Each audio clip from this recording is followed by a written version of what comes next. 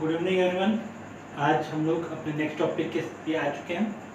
पिछले एक क्लास में हम लोगों ने क्या किया था, तो हम लोगों ने कुछ बेसिक न्यूमेरिकल्स ट्राई किए थे based on the grouping of capacitors. आज हमारा एम होगा एनर्जी स्टोर्ड इन कैपेसिटर को का एक्सप्रेशन फाइंड करने का, और उसके बाद हम लोग क्या फाइंड करेंगे, उसके बाद हम फाइंड करेंगे loss of charge on sharing the charge. जब loss of energy on sharing of charge, जब दो कैपेसिटर के बीच जब हम लोग चार्ज का शेयरिंग करते हैं, जब दोनों चार्ज का शेयर करते हैं, तो क्या एनर्जी का लॉस हो रहा है, क्या हो रहा है, तो कितना हो रहा है, वो हमको फाइंड करना होगा। दो टॉपिक आज का हमारा मेन टॉपिक होगा, तो टाइम वेस्ट न करते हुए सीधे हम टॉपिक पे आते हैं। आज का हमारा टॉपिक है energy stored in a capacitor. Energy stored in a capacitor.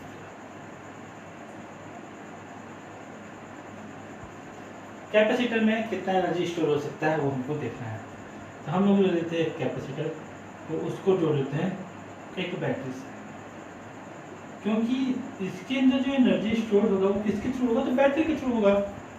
तो मैं बैटरी को स्टोर ले लिया, अभी इसलिए कोई चार्ज नहीं आया, मैंने इसको स्विच को ऑन कर दिया। जैसे ही स्विच को ऑन करेंगे इस पर क्या होगा, तो कुछ चार्ज स्टोर होना शुरू होगा, जितना चार्ज उस पर होगा उतना चार्ज इस पर आ जाएगा। तो ये प्रोसेस स्टार्ट हो जाएगा जैसे ही हम लोग क्या कर रहे हैं, तो हम लोग चार्ज देना शुरू कर रहे हैं। Charge will be stored from here, यहाँ से चार्ज आना शुरू होगा। अब क्या हो रहा है, इनिशियली जब हम जीरो चार्ज था, पहला चार्ज हमारा यहाँ पे आके स्टोर हुआ। जब पहला चार्ज यहाँ पे एक इलेक्ट्रॉन, जब यहाँ पे एक प्लस चार्ज यहाँ पे स्टोर हुआ, उस केस में हम क्या कर सकते हैं, एक प्लस एक माइनस। अब ये तो इजीली चला गया, लेकिन जैसे ही मैं दूसरा चार्ज यहाँ पे स्टोर करना चाहूँगा, दूसरा चार्ज क्या होगा, तो दूसरा चार्ज जैसे ही यहाँ पे दूसरा चार्ज स्टोर होगा, जनरली इस टाइप की सिचुएशन बनेगा, एक दोनों चार्ज को रिपेयर करेंगे। क्यों रिपेयर करेंगे, क्योंकि दोनों पॉजिटिव चार्ज है। तो पहला चार्ज नहीं, लेकिन दूसरा चार्ज को स्टोर करने में तो हमको कुछ वर्क डन करना पड़ा। इसी तरीके से जैसे जैसे हम चार्ज इस पर बढ़ाते जाएंगे, वैसे वैसे हमको ज़्यादा से ज़्यादा वर्क डन करना पड़ेगा चार्ज को स्टोर करने के लिए। तो जब हम किसी कैपेसिटर को चार्ज करते हैं, तो उस energy stored in charged capacitor, इसका टॉपिक होना चाहिए। जैसे जैसे हम लोग चार्ज स्टोर करना शुरू करते हैं, वैसे वैसे उसमें एनर्जी स्टोर होना शुरू होता है, और ये एनर्जी कितना होता है, that energy will be equal to the amount of work done to give the charges. हम इसको चार्ज करने के लिए, इसमें चार्ज स्टोर करने के लिए जितना वर्क डन करेंगे, that work done will be stored as the energy of the capacitor. Let the potential be V and let at any instant the charge stored in the capacitor be Q. So ये हमारा situation था किसी एक particular instant of time पे। ठीक, start करते हैं। So let at any instant Q be the charge stored in the capacitor. Charge is stored in the capacitor, and V be the potential difference. किसी particular instant पे charge कितना store था, तो Q, और potential क्या था, तो V। अब इस इंस्टेंट के बाद हम इस पे चार्ज स्टोर करना चाहते हैं और चार्ज देना चाहते हैं। ठीक है, तो और चार्ज देंगे तो क्या होगा, तो और चार्ज देने के लिए हमको कुछ अमाउंट ऑफ वर्क डन करना पड़ेगा। तो हम लोग मान लेते हैं कि dq अमाउंट ऑफ चार्ज हम प्लेट पे दे रहे हैं। dq very small amount of charge I am going to give on this plate. So what amount of work I have to be do, so small amount of work done to store charge dq on the capacitor। मैं इस capacitor पे जब q charge already stored हो गया था, तो उसके बाद मैं और कुछ अमाउंट ऑफ वर्क डन करना चाहता हूँ, तो ये अमाउंट और कुछ चार्ज स्टोर करना चाहता हूँ। कितना चार्ज स्टोर करना चाहता हूँ, तो मैं dq चार्ज स्टोर करना चाहता हूँ। तो dq चार्ज स्टोर करने के लिए मेरे को कितना वर्क डन करना पड़ेगा, डी क्यू चार्ज स्टोर करने के लिए मेरे को कितना वर्क डन करना पड़ेगा, ये हमको फाइंड करने का है।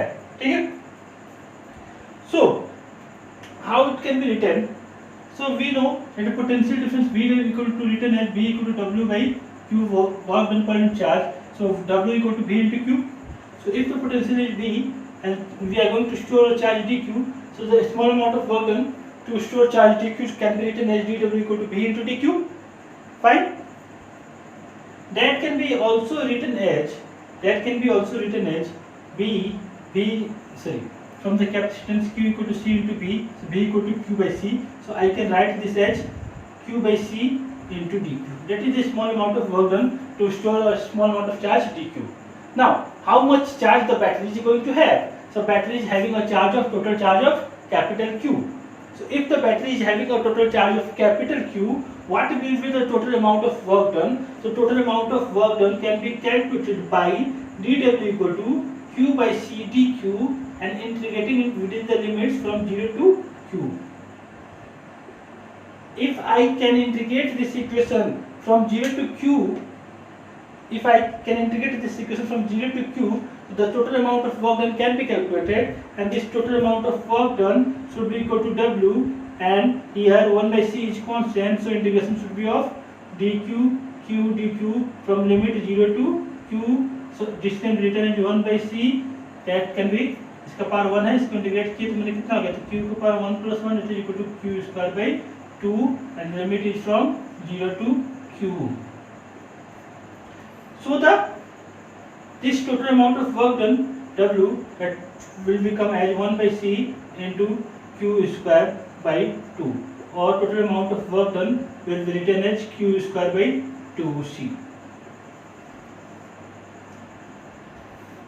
Now this is the total amount of work done to store the charge from 0 to Q. 0 से Q तक total charge हम स्टोर किए, तब हमको total amount of work done कितना हुआ, total amount of work done हमारा हो गया W equal to Q square by 2C. That is the total amount of work done. Now this total work done is stored as the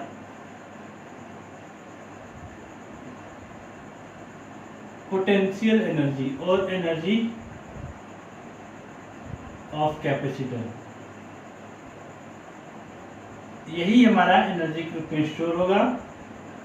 So that total energy equal to U, which is equal to W, which is equal to Q square by 2C. So U equal to W equal to Q square by 2C. That is the total amount of work done, which can be written as U equal to W equal to Q square by 2C. Fine, ये हमारा energy stored in capacitor हो गया. Now हमारे पास formula है भाई, क्या formula है, Q equal to होता है C इंटू बी. I can also write U equal to Q equal to C square B square by 2C. C से C cancel, that is equal to U equal to 1 by 2 CB square. ये भी हमारा एक formula हो गया.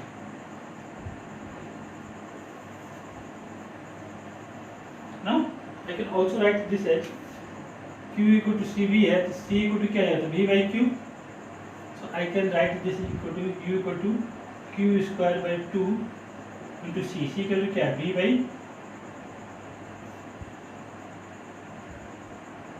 Q by V.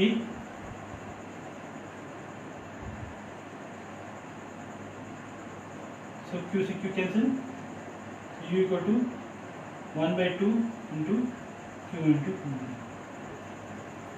और ये तीनों क्या है, तीनों हमारे लिए फॉर्मूले हो गए किसके लिए, तो एनर्जी स्टोर्ड का. That energy stored is equal to 1 by Q स्क्वायर by 2C. It can be written as 1 by 2 CB square. It can be written as 1 by 2 Q into V. ये तीनों फॉर्मूले हमारे लिए इक्वली एप्लीकेबल होगा. Okay, सो ये काफ़ी इंपॉर्टेंट फॉर्मूला है, इंपॉर्टेंट डेरिवेशन, ये एग्जाम्स में आते रहते हैं 2 से 3 नंबर में. तो इसको आप लोग अच्छे से कर लीजिएगा कि हमको कोई दिक्कत ना हो एग्जाम में. ठीक है, ना आगे बढ़ते रहते हैं हम, और आगे बढ़ने के साथ हम लोग अपना नेक्स्ट टॉपिक स्टार्ट करते हैं. हमारा नेक्स्ट टॉपिक होने वाला है आज का कॉमन पोटेंशियल. Common potential. क्या है भाई साहब, हमारे पास दो कैपेसिटर्स हैं C1 C2, they have been charged capacitors, let their potential be V1 V2। दो कैपेसिटर्स है, दोनों चार्ज है, इनका कॉमन पोटेंशियल हमको फाइंड करना है कब, जब ये कनेक्ट करते हैं।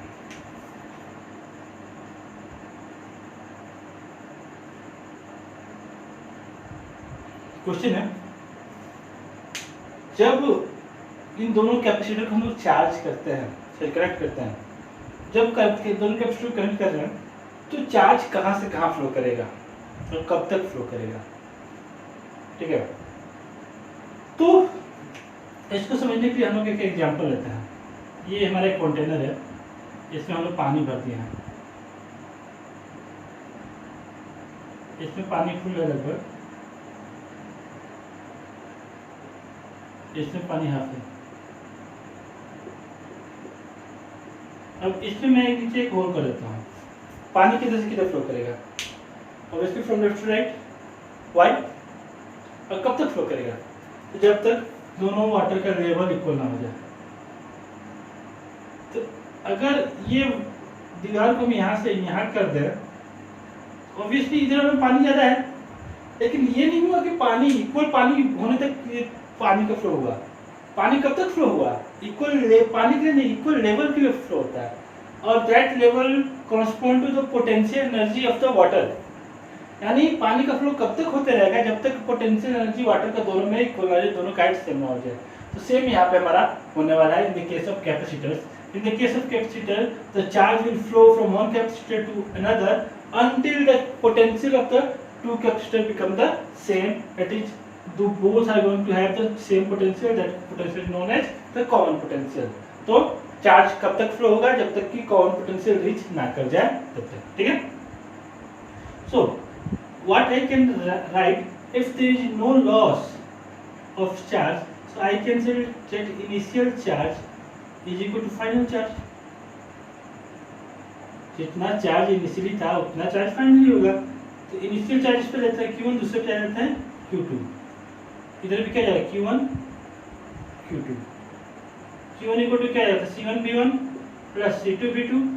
Q1 इक्वल टू क्या जाएगा, Q1 इक्वल टू जाएगा Q1 Q2 Q1 dash Q2। Charge change distribute हुआ, चार्ज चेंज होगा C1 V1 plus C2 V2, क्योंकि दोनों का पोटेंशियल सेम हो गया है। तो हम लोग लिख सकते हैं C1V प्लस C2V, और from there C1V1 plus C2V2 upon C1 plus C2, that will be equal to,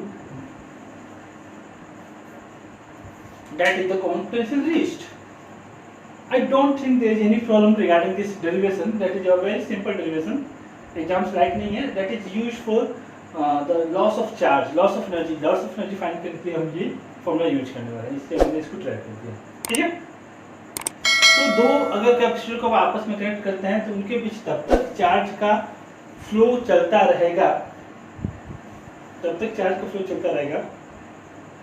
जब तक कि दोनों का पोटेंशियल सेम ना हो जाए, ठीक है। तो ये हो गया हमारा कॉमन पोटेंशियल रीच्ड। आगे बढ़ते हैं। The topic is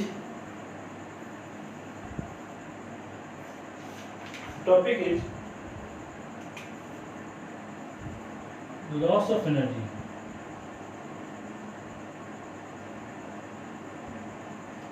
during transfer of charge।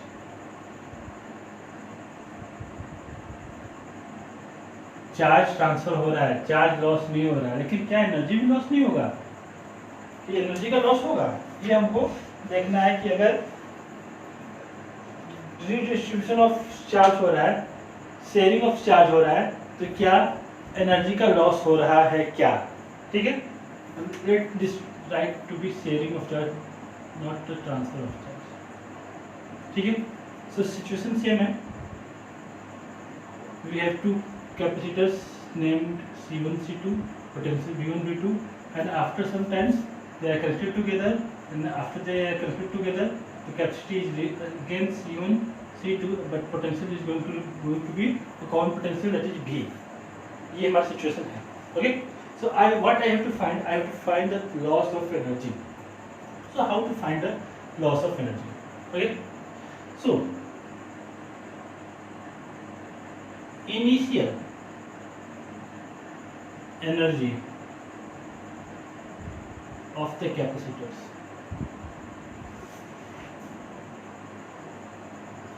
Write this as UI. UI equal to U1 plus U2. That is equal to 1 by 2 C1 V1 square plus 1 by 2 C2 V2 square. Okay, write this is equation. Now final energy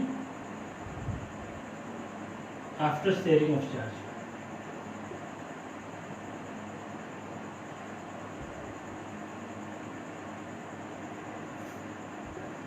So UF equal to, again, initial energy plus final energy is equal to 1 by 2 C1 B square plus 1 by 2 C2 B square. Let this to be equation number 2. ठीक है.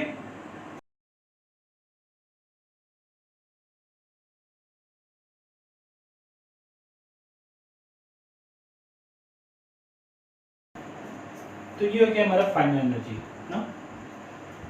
That final energy UF can be also written as 1 by 2 C1 V.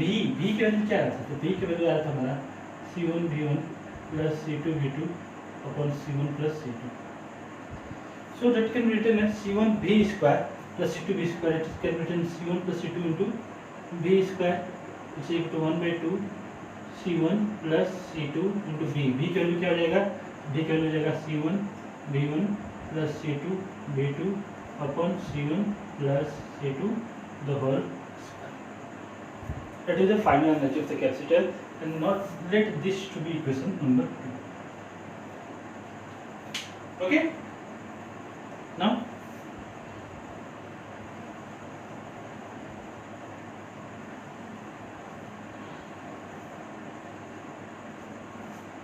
how to calculate the loss of energy? क्या ये loss of energy है या नहीं है? So loss of energy, let us first find the change in energy. Loss of energy ये तो भी हमको पता नहीं है. लॉस ऑफ एनर्जी हम लोग क्या नाम पर चेंज इन एनर्जी निकालते हैं, मतलब इनिशियल एनर्जी से फाइनल एनर्जी माइनस करते हैं. अगर इनिशियल में से फाइनल एनर्जी हमारा, अगर इनिशियल में से फाइनल एनर्जी माइनस करने पे अगर ये हमारा क्वांटिटी पॉजिटिव आ रहा है, दैट मीन्स हमारा लॉस ऑफ एनर्जी हो रहा है. देखते हैं कैसे. तो delta U equal to can be written as UI minus UF, initial charge minus final charge, initial energy minus final energy. Initial energy था 1 by 2 C1 V1 square plus 1 by 2 C2 V2 square minus 1 by 2 C1 plus C2 into C1 V1 plus C2 V2 by C1 plus C2 the whole square. इसको हम लोगों को solve करना होगा. ठीक है. ये इक्वेशन कुछ उसी टाइप का है जैसे हम लोगों ने वर्क एनर्जी थ्योरम में, वर्क एनर्जी चैप्टर में पढ़ा था. कोलिजन की टॉपिक पढ़ा था. उसी टाइप का उसी टाइप का कुछ है, वो नहीं है. उसी टाइप से कुछ लंबा इक्वेशन जाने वाला है हमारा. ठीक है. सो बी प्रिपेयर्ड. कुछ खास नहीं है, बस हम लोग को सिंपली इसको सॉल्व करते रहना है. ठीक. तो आगे बढ़ते हैं. 1 by 2 तो हमारा सब जगह दिख रहा है, तो 1 by 2 हम लोग क्यों नहीं कॉमन लेके बाहर कर लेते हैं. ठीक है. C1 V1 square plus C2 V2 square. Now that can be written as minus C1 plus C2 upon C1 plus C2 the whole square into C1 V1 square plus C2 square V2 square plus 2 C1 C2 V1 V2. ये हम लोग लिख सकते हैं. इसको whole square कर दिए, इसको होल स्क्वायर कर दिए, इससे ये हमारा कैंसिल हो जाएगा. ठीक है. तो अभी हमारे बच गया 1 by 2 C1 V1 square plus C2 V2 square minus C1 square V1 square minus C2 square V2 square minus 2 C1 C2 V1 V2 upon C1 plus C2, क्योंकि हमारा ऑलरेडी C1 प्लस C2 एक cancel हो चुका है। अब इसको multiply करते हैं तो 1/2 ये इससे मल्टीप्लाई होगा तो हो गया C1 स्क्वायर V1 स्क्वायर, ये इससे मल्टीप्लाई होगा तो हो गया C1 C2 V1 square plus ये इससे मल्टीप्लाई होगा C1 C2 V2 square plus ये इससे मल्टीप्लाई होगा तो C2 square V2 square minus C1 square V1 square minus C2 square V2 square minus 2 C1 C2 V1 V2। मजा आ रहा है, मजा आना चाहिए। C1 प्लस C2, ठीक है। ये हमारा इक्वेशन हो गया। कुछ कुछ कैंसिल होने वाला है, कैंसिल करते हैं C1 square V1 square C1 square V1 square C2 square V2 square C2 square V2 square, ठीक। आगे बढ़ते हैं।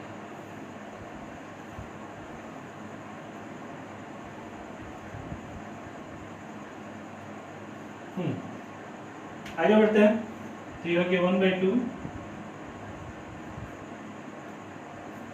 C1 C2 V1 square C1 C2 V1 square plus C1 C2 V2 square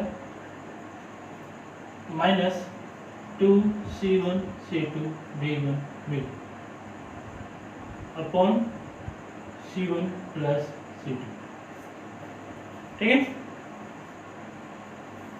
जिसकी रिटर्न है 1/2 C1 C2 common ले लेते हैं ऊपर, नीचे में C1 प्लस C2 लिख सकते हैं।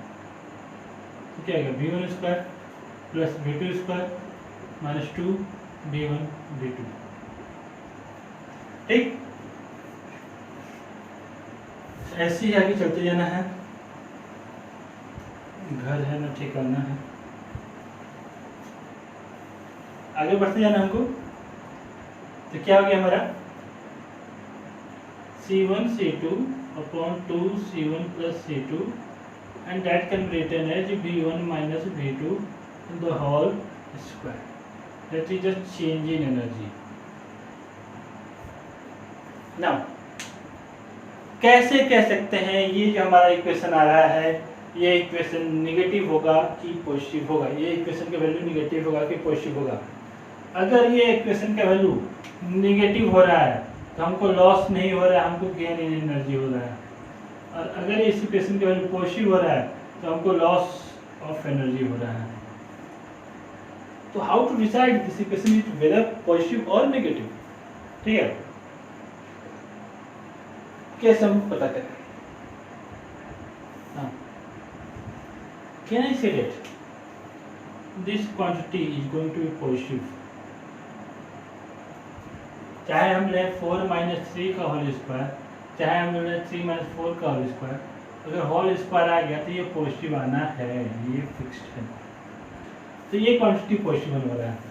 और आई डोंट थिंक कि किसी भी कैपेसिटर का कैपेसिटेंस नेगेटिव हो सकता है। They are going to show some charge and if they are going to show some charge that means their capacitance can not be negative, they are going to be positive. Positive value होने वाला है किसी भी capacitor में charge store है वो। So since C1 is positive, C2 is positive, C1 plus C2 is positive, V1 plus V2 is positive, the whole the quantity is going to be positive.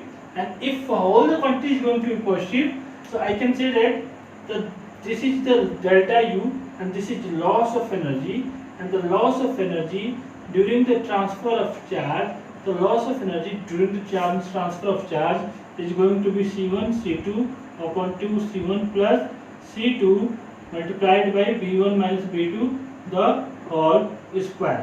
That is the loss of energy on sharing of charge. अगर दो capacitors को हम लोग जो charge capacitors हैं अगर उनको आपस में कनेक्ट कर देते हैं तो उनके अंदर इतना चार्ज का इतना एनर्जी का लॉस होगा, ये हमको ये फॉर्मूला से हमको मिल रहा है, ठीक है।